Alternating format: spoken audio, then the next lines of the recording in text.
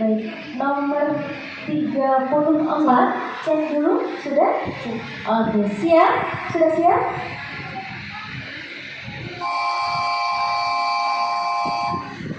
Assalamualaikum warahmatullahi wabarakatuh. Yang terhormat para dewan juri, yang terhormat Bapak Ibu guru se-Kabupaten Sampang, serta teman-temanku sekalian yang berbahagia. Perkenalkan, nama saya Karimatus Sofia. Bagaimana kabar teman-teman semua? Alhamdulillah, semoga teman-teman semua dalam keadaan sehat walafiat ya.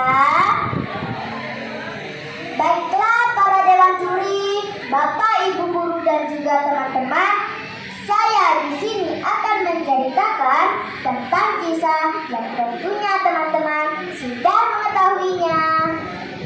Karena cerita ini termasyhur utamanya di Pulau Kambing.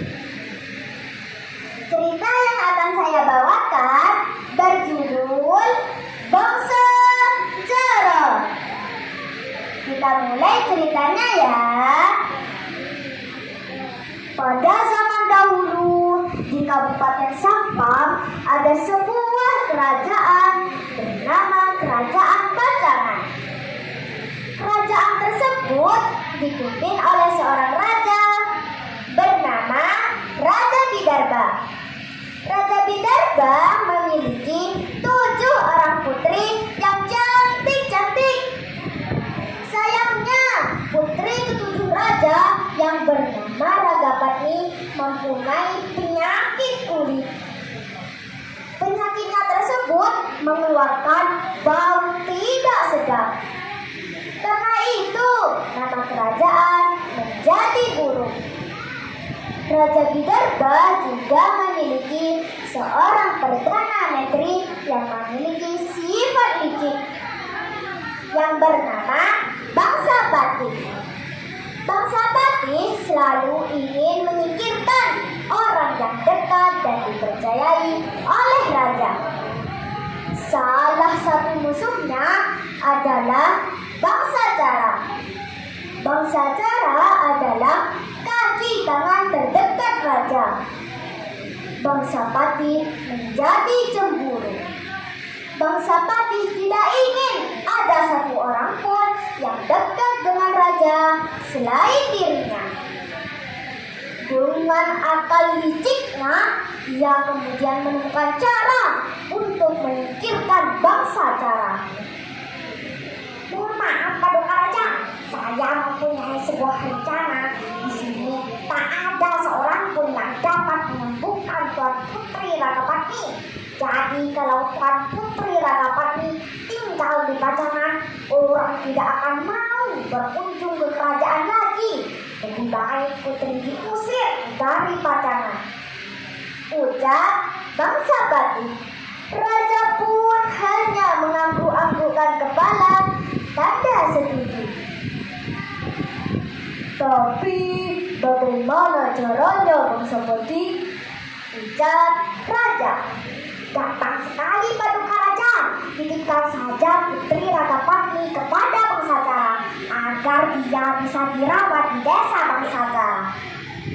Kemudian raja setuju dengan rencana Bangsapati dan memanggil Bangsacara untuk menghadap. Datanglah Bangsacara menghadap raja. Ada keperluan apa Paduka Raja memanggil hamba? Ucap Bangsacara. Bangsacara, bawalah anakku ke desamu. Rawatlah dia, dan mungkin dia akan sembuh jika kau membawanya. Apakah ini perintah Paduka Raja? Jika memang ini perintah Paduka Raja, maka hamba akan membawa Tuan Putri Ragapati. Kemudian Bangsacara membawa Putri Ragapati ke desanya. Dengan hati yang tulus, bangsa Cara membawa Ragapati yang sakit parah. Sesampainya di desa, ibunda bangsa Cara terkejut melihat putranya membawa seorang gadis. "Siapakah gadis ini, bangsa Cara?" tanya ibunda bangsa Cara penasaran. Lalu bangsa Cara menjawab, Ini adalah Tuan Putri Ragapati, putri dari Raja Widarba. Aku diperintahkan supaya aku dapat menyembuhkannya, Bu. ucap bangsa Cara. Ibunda bangsa Cara mengerti maksud dari perkataan putranya. Kemudian ibunda bangsa Cara merawat putri Ragapati dengan tulus. Pada akhirnya putri Ragapati pun sembuh. Berbulan-bulan setelahnya, saat bangsa Cara pulang dari tempatnya bekerja, ia terkejut melihat kecantikan putri Ragapati. Ia langsung jatuh cinta pada pandangan pertama. Cantik sekali Tuan Putri Ragapati. Memang bangsa Cara dalam hati. Tetapi bangsa Cara sadar betul bahwa ia hanya seorang pelayan kerajaan.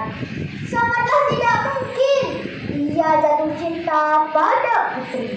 Maka bangsa Cara meminta putri Ragapati kembali kepada ayahandanya. Maaf Tuan Putri, nampaknya Tuan Putri sudah sembuh. Alangkah baiknya jika Tuan Putri kembali ke pajangan, ucap bangsa Cara. Tetapi putri Ragapati pun menolak permintaan dari bangsa Cara karena ia juga mulai jatuh hati padanya. "Tidak, bangsa Cara, aku tidak akan kembali ke pajangan. Aku sudah betah berada di sini. Apalagi aku sudah mulai menaruh hati padamu." Ucap Ragapati malu-malu. Pada akhirnya hubungan mereka berdua mulai dekat dan saling jatuh cinta. Sang raja mulai curiga kepada bangsa Cara yang tak kunjung kembali. Ia kemudian mengutus bangsa Patih untuk memeriksa ke rumah bangsa Cara. Bangsa Patih langsung menuju ke rumah bangsa Cara bersama beberapa orang prajurit. Bangsa Patih mengetahui bahwa bangsa Cara telah menikah dengan Ragapati dan hidup bahagia. Mengetahui hal tersebut, timbul niat jahat dalam diri bangsa Patih. Aku tahu apa yang harus aku lakukan pada bangsa Cara agar dia tersingkir dari pajangan. Gumam bangsa Patih dalam hati. Kemudian ia kembali ke istana dan melaporkan semua yang ia lihat pada Raja Widarba. Raja Widarba yang dirundung sedih memerintahkan bangsa Patih untuk mengembalikan Ragapati ke kerajaan bagaimanapun caranya. Akal licik bangsa Patih muncul dan ia memiliki rencana jahat untuk memisahkan Ragapati dari bangsa Cara. "Bangsa Cara, kedatanganku kemari untuk menyampaikan pesan dari paduka raja. Kau diperintahkan pergi ke Pulau Kambing untuk menangkap 300 kijang," ucap bangsa Patih. Tetapi mengapa harus aku bangsa Patih? Ucap bangsa Cara. "Kau ingin tahu alasannya? Raja mendengar bahwa Tuan Putri Ragapati sudah sembuh. Jadi raja ingin menangkap 300 kijang untuk dibuat sate bagi para undangan. Jadi raja ingin merayakan kesembuhan Tuan Putri Ragapati. Apa kamu mengerti?"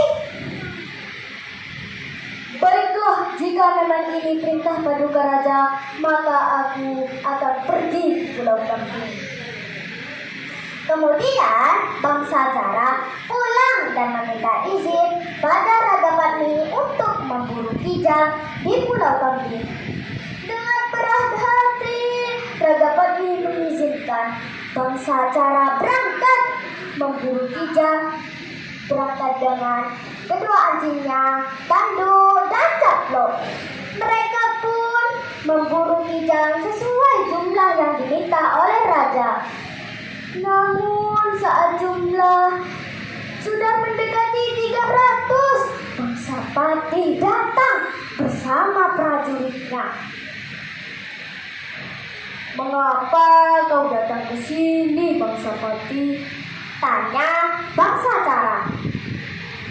Aku datang ke sini bukan untuk menjemputmu, melainkan untuk membunuhmu, bangsa Jara. Ya, cuk! Kemudian bangsa Patih menusuk bangsa Jara dengan kerisnya tepat di dadanya. Bangsa Jara meninggal di Pulau Kambing. Si Tandu dan si Caplok pun yang setia menemani pun berlari merenangi lautan untuk memberitahu Ragapatni.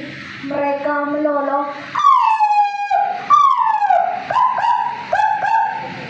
seolah memberitahu jika bangsa Jara telah mati. hingga Ragapatni mengikuti langkah anjing tersebut.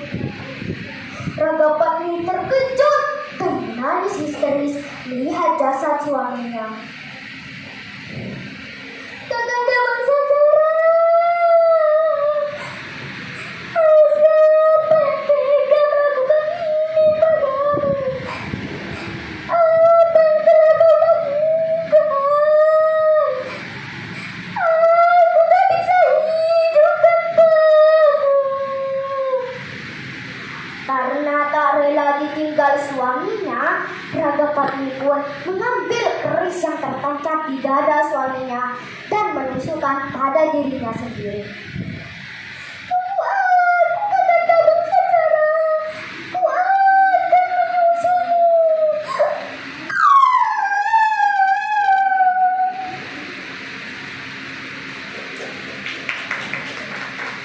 Pada akhirnya, putri Ragapatni pun meninggal. Si Tandu dan si Caplok pun menghampiri tubuh sang majikan. Mereka pun melolong,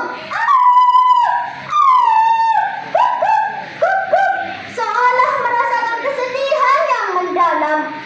Setelah berhari-hari menemani jasad sang majikan, si Tandu dan si Caplok pun mati. Pada akhirnya, jasad mereka ditemukan oleh seorang nakhoda yang menepikan kapalnya di Pulau Kambing. Nakhoda tersebut terkejut dan menguburkan jasad-jasad mereka. Nakhoda tersebut kembali ke istana dan melaporkan kepada Raja Bidarbha.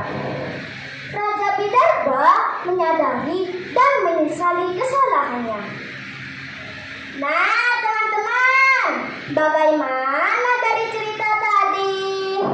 Menyedihkan ya ceritanya, tapi kita bisa mengambil hikmahnya bahwa kita janganlah mudah dengan perkataan orang dan janganlah membuat kesalahan secara tergesa-gesa. Karena jika kita membuat kesalahan, kita akan menyesal seumur hidup. Demikian cerita yang bisa saya sampaikan. Mudah-mudahan kita bisa mengambil hikmah dan manfaat dari cerita ini. Terima kasih saya ucapkan pada Dewan Juri, Bapak Ibu Guru, dan juga teman-teman semua. Lebih besar kasa daripada tiang, itulah hal yang perlu kita perhatikan. Janganlah ragu, janganlah bimbang. Insya Allah kita berjumpa di lain kesempatan. Wassalamualaikum warahmatullahi wabarakatuh. Waalaikumsalam warahmatullahi wabarakatuh. Baik, kami untuk Dewan Juri, Bapak Ibu, ini sepertinya nomor terakhir ya untuk